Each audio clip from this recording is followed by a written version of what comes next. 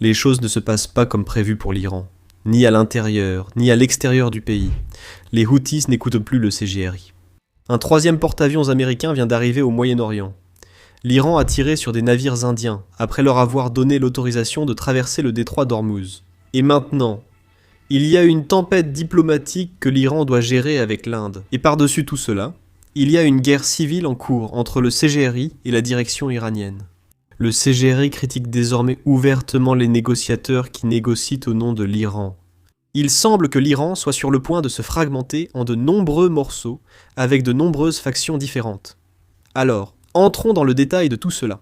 Commençons par la petite marionnette de l'Iran, les Houthis, qui n'obéissent pas vraiment à l'Iran. Il y a 3 jours, le CGRI a annoncé que si le blocus américain persistait, les Houthis attaqueraient des navires en mer Rouge. Eh bien, devinez quoi?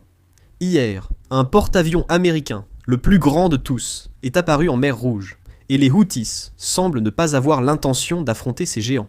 Ce porte-avions est, bien sûr, l'USS Gerald R. Ford, et c'est le navire de guerre le plus puissant jamais construit. Avec plus de 335 mètres de long, et plus de 100 000 tonnes, c'est de loin le plus grand porte-avions du monde. Il embarque un groupe aérien, embarqué complet d'environ 75 appareils.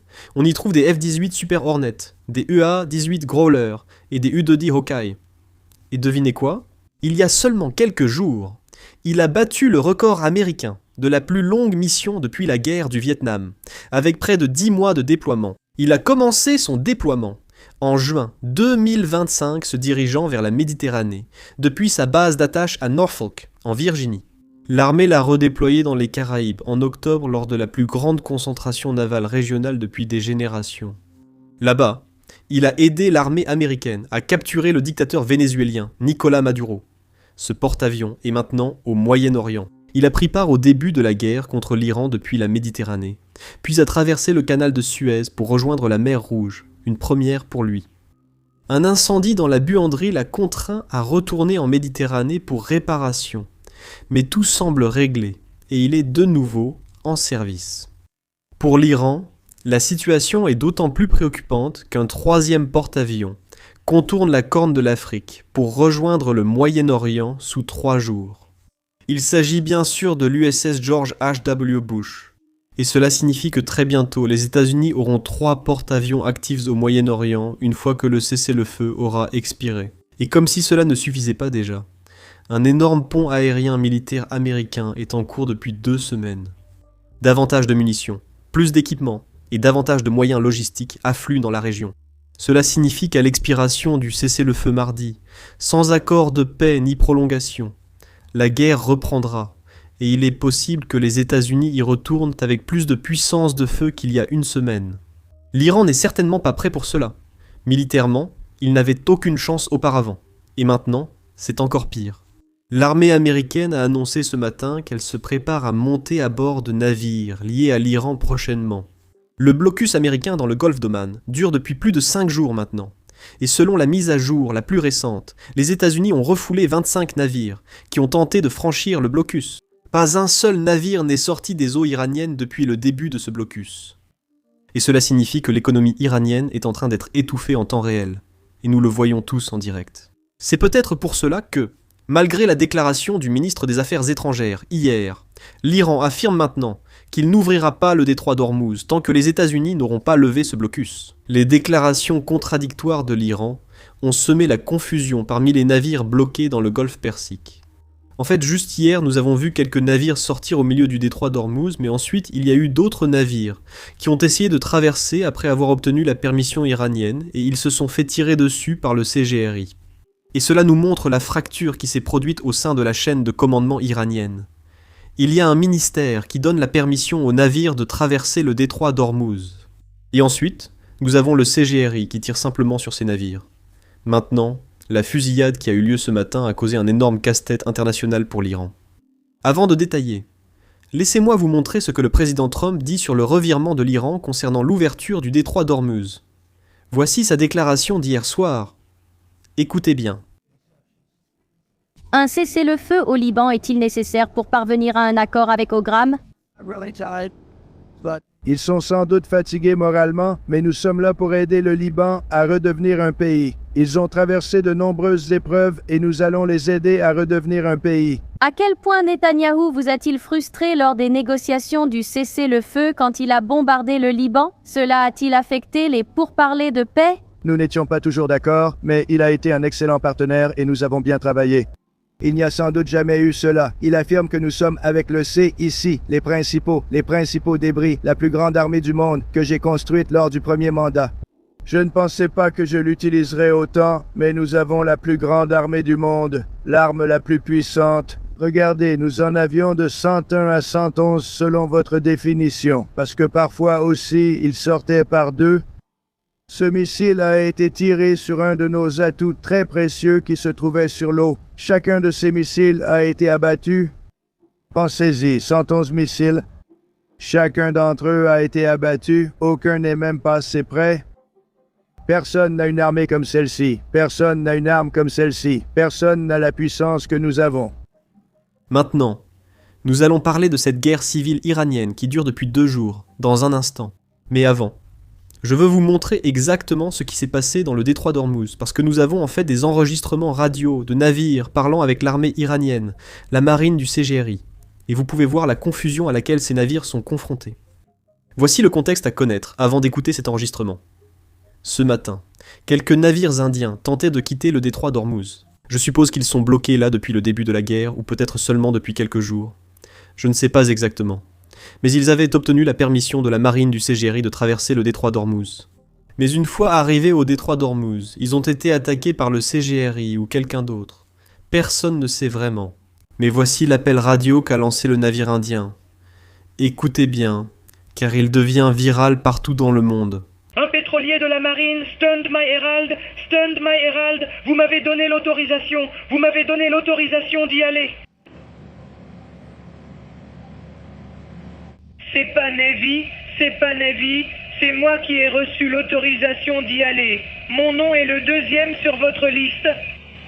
Vous m'avez autorisé à y aller, mais vous combattez en ce moment. Laissez-moi revenir.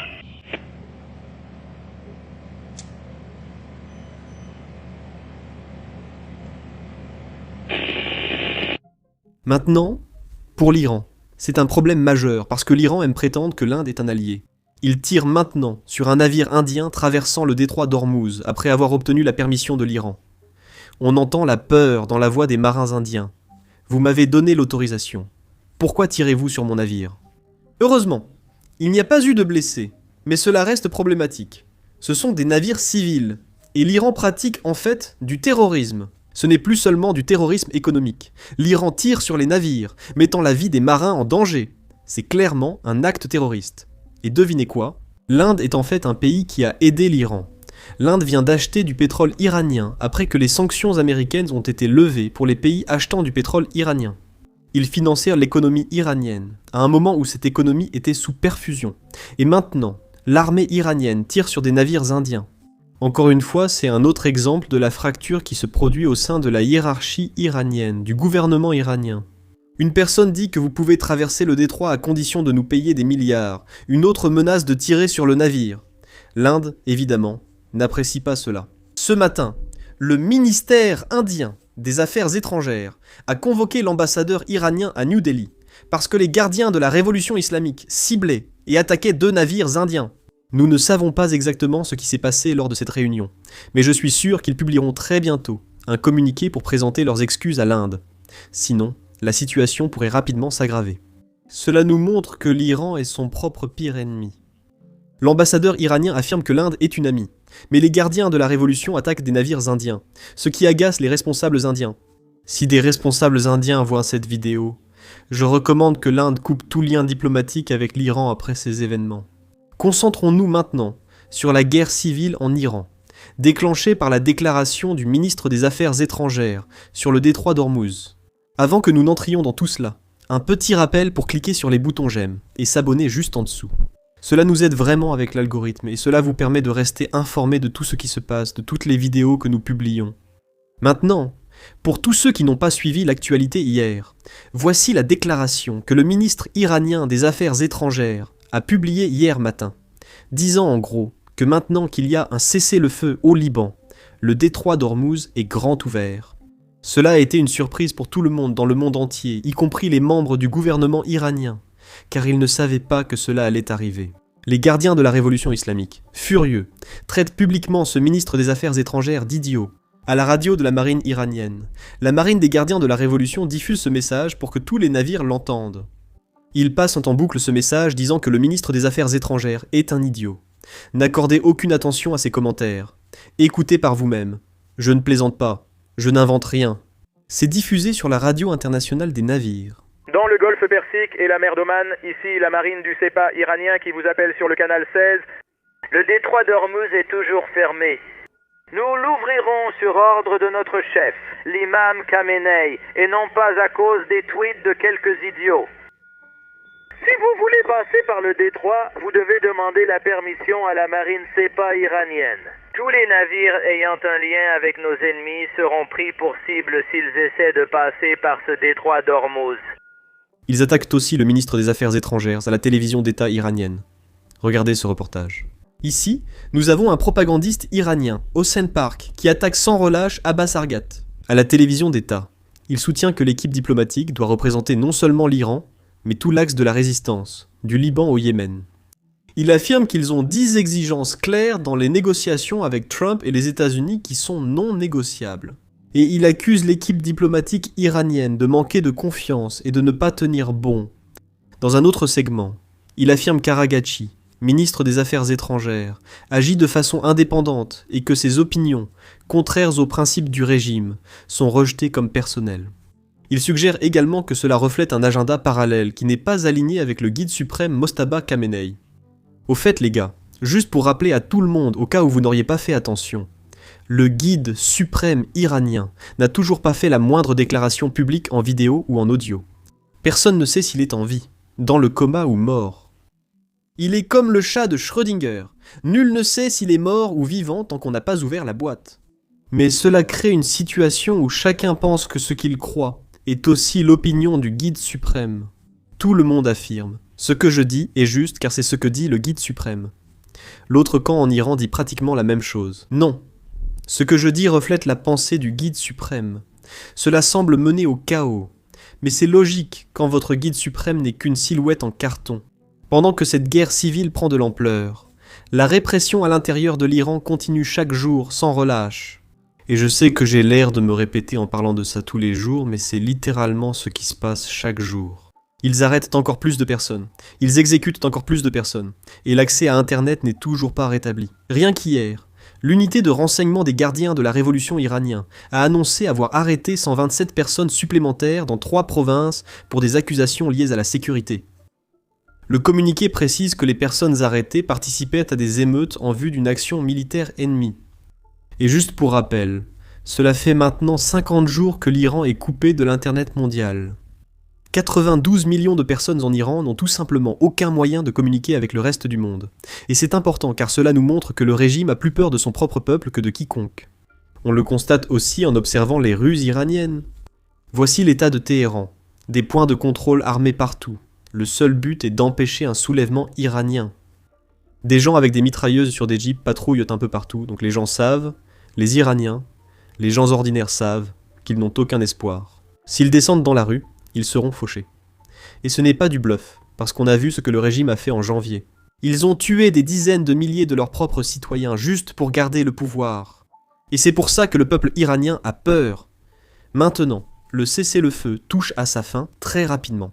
L'accord de cessez-le-feu va expirer mardi, et on ne sait pas exactement ce qui va se passer parce qu'il semble maintenant que les négociations qui se déroulaient en coulisses pourraient passer au second plan à cause de ce qui se passe à l'intérieur de l'Iran.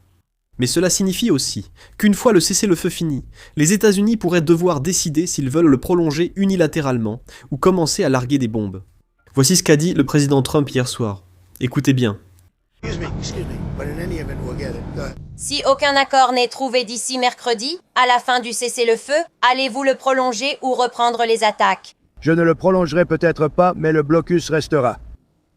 Mais peut-être que je ne le prolongerai pas. Donc il y a un blocus et malheureusement nous devrons relancer des bombardements. Merci à tous. Je pense que cela va arriver. Nous voulons les ovnis, monsieur le président.